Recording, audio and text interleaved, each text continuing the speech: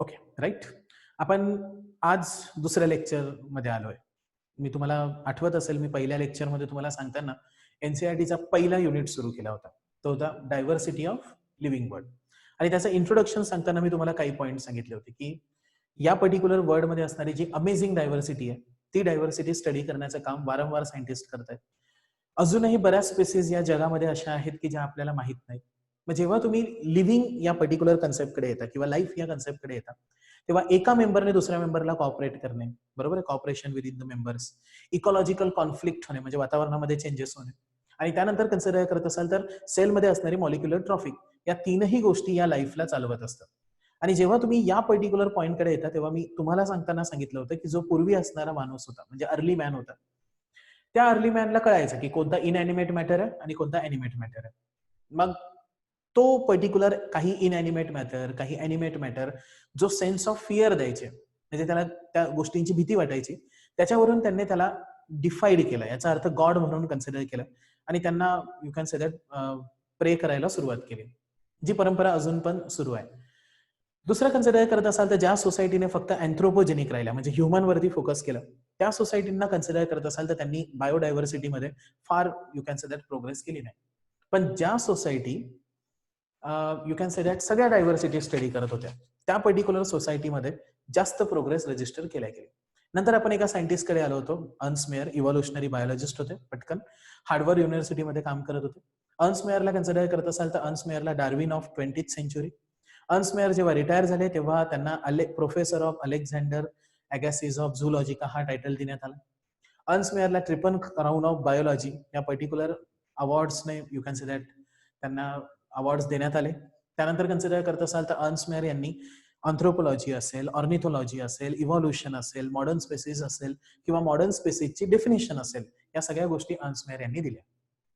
नंतर आपण पहिल्या चॅप्टरला सुरुवात करताना लिव्हिंगकडे आलो होतो. आता लिव्हिंगला कन्सिडर करत असाल तर लिव्हिंग कोणत्या कोणत्या प्रॉपर्टीज दाखवतात. लिव्हिंग्स या पर्टिक्युलर कन्सेप्टच्या प्रॉपर्टीजकडे जेव्हा मी येतो तेव्हा लिव्हिंग ऑर्गॅनिझम्स वेगवेगळ्या प्रॉपर्टीज दाखवतात. फॉर एक्झाम्पल कन्सिडर करत असाल तर लिव्हिंग ऑर्गॅनिझम्सची पहिली प्रॉपर्टी जी येते ती येते ग्रोथ. दुसरी प्रॉपर्टी कन्सिडर करत असाल तर रिप्रोडक्शन. तिसरी प्रॉपर्टी मेटाबॉलिझम. चौथी प्रॉपर्टी लिव्हिंग ऑर्गॅनिझम सेन्स करतात आणि त्याला रिस्पॉन्ड देतात. बरोबर आहे. आपण फादरकडे कन्सिडर करत असाल तर फादरने स्माइल केली की आपण स्माइल करतो, पण फादरने रिझल्ट आल्यानंतर झापड मारली तर ऑफकोर्स आपला चेहरा बघण्यासारखा असतो. याचा अर्थ आपण एखादी पर्टिक्युलर सिस्टीम असेल तर त्याला सेन्स करतो आणि रिस्पॉन्ड करतो. मी आता जर तुम्हाला सांगितले की हँड वर करा तर तुम्ही हँड वर कराल, याचा अर्थ मी तुम्हाला सेन्स देतोय, तुम्ही त्याला रिस्पॉन्स करताय. That is considered to be consciousness. बरोबर आहे. मग पहिली ग्रोथ, दुसरी रिप्रोडक्शन, तिसरी मेटाबॉलिझम, चौथी कन्सिडर करत असाल तर प्रत्येक लिव्हिंग ऑर्गॅनिझम सेल पासून बनलाय, that is called cellular organisation. त्याच्यानंतर कन्सिडर करत असाल तर कॉन्शियसनेस. त्यानंतर इंटरॅक्शन्स, मी तुम्हाला शिकवतोय प्रत्येक लिव्हिंग ऑर्गॅनिझम एकमेकांसोबत इंटरॅक्ट होतात. त्यानंतर सेल्फ ऑर्गनायझेशन. त्यानंतर कन्सिडर करत असाल तर सेल्फ रिप्लिकेशन, प्रत्येक लिव्हिंग ऑर्गॅनिझम इव्हॉल्व होतो. या सगळ्या लिव्हिंग ऑर्गॅनिझम्सच्या प्रॉपर्टीज आहेत. आज आपल्याला जो टॉपिक डिस्कस करायचा आहे तो टॉपिक या प्रॉपर्टीजला वेगवेगळ्या अँगलने स्टडी करायचा आहे. आज मी तुम्हाला सुरुवातीच्या 1-2 पर्टिक्युलर प्रॉपर्टीज समजावून सांगणार आहे. Let us came across the first property. कोणत्याही लिव्हिंग ऑर्गॅनिझम कडे आला तर कोणताही लिव्हिंग ऑर्गॅनिझम सर्वात सुरुवातीची जी प्रॉपर्टी दाखवतो that property is consider to be growth. मग मी आता ग्रोथ कडे जर आलो तर ग्रोथ जेव्हा तुम्ही कन्सिडर करता तेव्हा growth is consider to be increase in biomass. वजन वाढणे याला आपण ग्रोथ म्हणतो. पण इन्क्रीज इन बायोमास कन्सिडर करत असाल तर ही प्रॉपर डेफिनेशन ग्रोथची होत नाही. जेव्हा तुम्ही ग्रोथ कन्सिडर करता तेव्हा ग्रोथ तुम्ही 2 अँगलने कन्सिडर करू शकता. म्हणजे तुम्ही एनसीईआरटी सिलेबस ओपन केला तरी तुम्हाला लक्षात येईल की ग्रोथ जेव्हा तुम्ही कन्सिडर करता तेव्हा ग्रोथच्या 2 ट्विन प्रॉपर्टीज आहेत. ट्विन प्रॉपर्टी याचा अर्थ एकमेकांसारख्या प्रॉपर्टीज आहेत. मग ग्रोथच्या 2 प्रॉपर्टीज येतात. बरोबर आहे. पहिली प्रॉपर्टी कन्सिडर करत असाल तर growth is consider to be increase in number. Number increase होणे म्हणजे सुद्धा ग्रोथ आहे. आणि दुसरा कन्सिडर करत असाल तर growth increase in mass. Increase in mass. एखाद्या गोष्टीचा नंबर इन्क्रीज होत असेल, एखाद्या गोष्टीचा मास इन्क्रीज होत असेल तर these are considered to be twin properties of the growth. आता ग्रोथ या आस्पेक्ट कडे जेव्हा तुम्ही येता तेव्हा 2 अँगलने तुम्हाला ग्रोथ लक्षात ठेवायची आहे. ओके. कोणत्याही लिव्हिंग ऑर्गॅनिझम्स कडे जर तुम्ही आला तर तो लिव्हिंग ऑर्गॅनिझम जो आहे तो आपली ग्रोथ दाखवतो by process of cell division. Process of cell division. मग आता समजा मी या अँगलने 3 टाइप्स मध्ये या ग्रोथला डिवाइड करतो. पहिली ग्रोथ कन्सिडर करत असाल तर लेट अस सपोज पहिली ग्रोथ आपण युनिसेल्युलर ऑर्गॅनिझम्स मध्ये कन्सिडर करू, जे ऑर्गॅनिझम एकच सेल पासून बनलेले असतात. दुसरी ग्रोथ आपण लेट अस सपोज प्लांट्स मध्ये कम्पेअर करू, आणि तिसरी ग्रोथ आपण कन्सिडर करू that is consider to be animals. स्वाभाविक आहे, तुम्ही युनिसेल्युलर ऑर्गॅनिझम्स कडे जेव्हा येता तेव्हा युनिसेल्युलर मध्ये जी ग्रोथ होते ती ऑफकोर्स प्रोसेस ऑफ सेल डिव्हिजनने होते, आणि ही ग्रोथ जी आहे युनिसेल्युलर ऑर्गॅनिझम्सची, ही ग्रोथ समजा तुम्ही लॅबोरेटरीमध्ये गेला आणि एखादा पर्टिक्युलर मायक्रोस्कोप घेतला आणि त्या मायक्रोस्कोपच्या आतमध्ये तुम्ही सेल्स काउंट करायला सुरुवात केली, म्हणजे फॉर एक्झाम्पल एखादा बॅक्टेरिया असेल, तो बॅक्टेरिया काउंट करायला सुरुवात केली, तर ती ग्रोथ आपण ऑब्झर्व करू शकतो. दुसरे एक पॉइंट युनिसेल्युलर ऑर्गॅनिझम्सच्या विषयी सांगितलं जातो की युनिसेल्युलर ऑर्गॅनिझम्स हे इमॉर्टल असतात, म्हणजे ते कधी मरत नाही. त्याचं कारण हे की युनिसेल्युलर ऑर्गॅनिझम कॉन्स्टंटली डिवाइड होतात, म्हणजे एक पॅरेंटल सेल आहे की तो पॅरेंटल सेल स्वतःपासून 2 सेल्स तयार करतो आणि हे दोन्ही सेल्स नवीन सेल्स म्हणून जगायला सुरुवात करतात. म्हणजे याचा अर्थ युनिसेल्युलर ऑर्गॅनिझम मध्ये जी ग्रोथ होते ती इमॉर्टल असते. प्लांट्सला जेव्हा तुम्ही कन्सिडर करता तेव्हा प्लांट्स मध्ये जी ग्रोथ असते ती ग्रोथ कंटिन्युअस असते. Continuous through out the life, continuous through out the life. आपल्या लाईफच्या पूर्ण पार्टमध्ये प्लांट्स कंटिन्युअस लाईफ दाखवतात, त्यामुळे प्लांट्स मध्ये जी ग्रोथ असते ती ग्रोथ इनडेफिनेट असते. पण त्याच वेळेस समजा मी अॅनिमल्स कडे आलो, अॅनिमल्स मध्ये जी ग्रोथ येते ती लिमिटेड असते, limited up to certain stage of life. एका पर्टिक्युलर स्टेज पर्यंत अॅनिमल्स ग्रोथ दाखवतात. म्हणजे फॉर एक्झाम्पल मी जन्माला आला असेल तर तेव्हा ऑफकोर्स मी एवढा मोठा नसेल, मी छोटा असेल, बरोबर आहे. त्याच्यानंतर माझी ग्रोथ व्हायला सुरुवात झाली, मी हळूहळू हळूहळू मोठा होत गेलो आणि आता मी एवढा मोठा झालोय, मोठा नाही. Okay, so when you suppose to consider अॅनिमल्सला कन्सिडर करत असाल तर अॅनिमल्स आपल्या सर्टन स्टेज पर्यंतच ग्रोथ दाखवतात. हा, मग तुम्ही नंतर समजा मला प्रश्न विचारला की अॅनिमल्स मध्ये नंतर ग्रोथ होत नाही का? होते ना, थोडी ग्रोथ होते जेव्हा त्यांचे सेल्स लॉस होतात. याचा अर्थ असा की समजा अॅनिमल कन्सिडर करा आणि त्या अॅनिमल्समध्ये कोणतेतरी डिव्हिजन किंवा एखाद्या पर्टिक्युलर अॅनिमलला इंजुरी झाली. मी लेट अस सपोज असा काहीतरी बोर्ड स्टक झाला आणि तो स्टक झाल्यानंतर मला इंजुरी झाली, तर तेवढे सेल्स लॉस होत झालेले भरून काढण्यासाठी अॅनिमल्समध्ये ग्रोथ दिसते. पण अॅनिमल्समध्ये ऍक्च्युअल ग्रोथ जी आहे ती सर्टन स्टेज पर्यंत येते. याचा अर्थ असा की अॅनिमल्सकडे जेव्हा तुम्ही येता तेव्हा अॅनिमल्समध्ये जी ग्रोथ असते ती फायनाईट ग्रोथ असते. कशी ग्रोथ? फायनाईट. दुसरा आस्पेक्ट तुम्हाला ग्रोथ मध्ये जो कम्पेअर करायचा आहे, ती ग्रोथ तुम्हाला कम्पेअर करायची आहे बिटवीन लिव्हिंग आणि बिटवीन नॉन लिव्हिंग. लिव्हिंग आणि नॉन लिव्हिंग. मग आता समजा लिव्हिंग आणि नॉन लिव्हिंग या दोघांची ग्रोथ जर आपण कन्सिडर केली तर तुम्हाला माहिती आहे लिव्हिंग ग्रोथ जी असते म्हणजे लिव्हिंग ऑर्गॅनिझम मध्ये जी ग्रोथ होते ती इंटरनल असते, म्हणजे ती आतल्या बाजूने असते. याचा अर्थ ही ग्रोथ इंट्रेन्सिक असते. पण जेव्हा तुम्ही नॉन लिव्हिंग ऑर्गॅनिझम्स कडे येता तेव्हा नॉन लिव्हिंग मध्ये जी ग्रोथ होते that is due to accumulation of material. Accumulation of material म्हणजे सरफेसवरती मटेरियल अक्युमुलेट होतात. समजा हा काय चॉक आहे, ओके. आता हा चॉक समजा मी रब करायला सुरुवात केली तर खाली यू कॅन से दॅट हळूहळू त्या चॉकच्या डस्टचा थर जमा होईल. This is called accumulation of material. आणि अक्युमुलेशन ऑफ मटेरियल जर होत असेल तर त्या पर्टिक्युलर फिनॉमिनाला ऍक्रेशन म्हणतात. बाळा काय म्हणतात? ऍक्रेशन. आणि त्यामुळे तुम्ही नॉन लिव्हिंग ऑर्गॅनिझम्सला कन्सिडर करत असाल तर नॉन लिव्हिंग ऑर्गॅनिझम्स मध्ये जी ग्रोथ असते ती एक्सट्रेन्सिक असते, किंवा त्या ग्रोथला कन्सिडर करत असाल तर ही ग्रोथ एक्सटर्नल असते. That is consider to be point. मग एक गोष्ट आहे की लिव्हिंग ग्रोथ दाखवतात, non living for example hills असेल, फॉर एक्झाम्पल सँड मोल्स असतील, हे सुद्धा ग्रोथ दाखवतात. मग ग्रोथ हा असा फिनॉमिना आहे जो लिव्हिंग पण दाखवतात आणि नॉन लिव्हिंग पण दाखवतात. त्यामुळे ग्रोथला कन्सिडर करत असाल तर growth is not consider to be defining property. Not consider to be defining property. तुम्हाला जर विचारलं की लिव्हिंगची डिफाइनिंग प्रॉपर्टी ग्रोथ आहे का? अजिबात नाही. का बरं? कारण ग्रोथ लिव्हिंग पण दाखवतात आणि नॉन लिव्हिंग पण दाखवतात. राहील लक्षात. मग ग्रोथ कडे आला तर ग्रोथच्या ट्विन प्रॉपर्टीज कोणत्या आहेत? चला, हा, ग्रोथच्या ट्विन प्रॉपर्टीज आहे इन्क्रीज इन मास आणि increase in number. Okay, growth consider करत असाल तर कोणत्याही लिव्हिंग ऑर्गॅनिझम मध्ये ग्रोथ सेल डिव्हिजन होते. युनिसेल्युलर ऑर्गॅनिझम्स कडे आला तर सेल डिव्हिजनने डिवाइड होतात. ती आपण मायक्रोस्कोप मध्ये ऑब्झर्व करू शकतो. Most of the time unicellular ऑर्गॅनिझमची ग्रोथ जी आहे ती इमॉर्टल असते. प्लांट्स मध्ये जी ग्रोथ असते ती continuous you can say that life मध्ये होते up to certain stage of life. आणि नाही, up to certain stage of life नाही, सॉरी. प्लांट्स मध्ये जी ग्रोथ असते ती कंटिन्युअस असते, बरोबर आहे. झाड कंटिन्युअस वाढतो आणि ती ग्रोथ इनडेफिनेट आहे. पण अॅनिमल्स मध्ये जी ग्रोथ आहे ती up to certain stage of life असते, ती फायनाईट ग्रोथ आहे. आता when you suppose to consider indefinite आणि you can say that finite म्हणण्यापेक्षा मी असं कन्सिडर करतो की ही पर्टिक्युलर अॅनिमल मधली जी ग्रोथ आहे इकडे जर आपण इनडेफिनेट घेतलाय ही ग्रोथ आपण डेफिनेट कन्सिडर करू. ओके. त्याच्यानंतर लिव्हिंग आणि नॉन लिव्हिंगला जेव्हा तुम्ही कन्सिडर करता तेव्हा लिव्हिंग मध्ये ग्रोथ फ्रॉम इनसाइड असतं. फ्रॉम इनसाइड असेल तर that is called intrinsic growth. Non living मध्ये जी ग्रोथ होते ती due to accumulation of material on the surface होते, ती एक्सट्रिन्सिक असते. आता ग्रोथ फिनॉमिना जेव्हा मी कन्सिडर करतो तेव्हा ग्रोथ फिनॉमिना लिव्हिंग पण दाखवतात, नॉन लिव्हिंग पण दाखवतात, आणि त्यामुळे ग्रोथकडे येतात तेव्हा ग्रोथ ही नॉट डिफायनिंग प्रॉपर्टी आहे. म्हणजे पहिली प्रॉपर्टी फेल झाली, लिव्हिंग ऑर्गॅनिझमची ग्रोथ ही नॉट डिफायनिंग प्रॉपर्टी आहे. आता सेकंड प्रॉपर्टीकडे जर आला तर सेकंड प्रॉपर्टी लिव्हिंग ऑर्गॅनिझम्स मध्ये जी बघायला मिळते ती आहे रिप्रोडक्शन.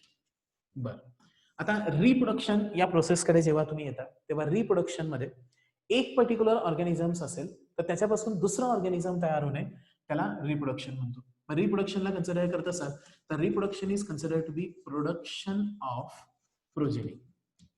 प्रोडक्शन ऑफ काय? प्रोजेनी. एका पर्टिक्युलर ऑर्गॅनिझम्स पासून दुसरा ऑर्गॅनिझम तयार होणे. मग प्रोडक्शन ऑफ प्रोजेनी कन्सिडर करत असाल तर नवीन प्रोजेनी तयार होणे याला आपण let us suppose sexual reproduction consider करतो. बरोबर आहे, ज्यामध्ये गॅमेट्स फ्यूज होतात आणि तयार होतात, सेक्शुअल रिप्रोडक्शन. समजा असं कन्सिडर करा की तुम्ही असेक्शुअल रिप्रोडक्शन कडे आला. मग असेक्शुअल रिप्रोडक्शन मोस्टली तुम्हाला लोअर ऑर्गॅनिझम्स मध्ये बघायला मिळतो. बरोबर आहे. मग मी असेक्शुअल रिप्रोडक्शनचे काही एक्झाम्पल्स कन्सिडर करतो. फॉर एक्झाम्पल समजा तुम्ही फंगायकडे आला तर फंगायला कन्सिडर करत असाल तर फंगाय आपलं असेक्शुअल रिप्रोडक्शन दाखवतो बाय मीन्स ऑफ स्पोर्स. त्याच्यानंतर समजा तुम्ही एखाद्या प्लॅनेरियन्स कडे आला तर प्लॅनेरियन्स तुम्हाला असेक्शुअल रिप्रोडक्शन दाखवतात बाय प्रोसेस ऑफ रिजनरेशन.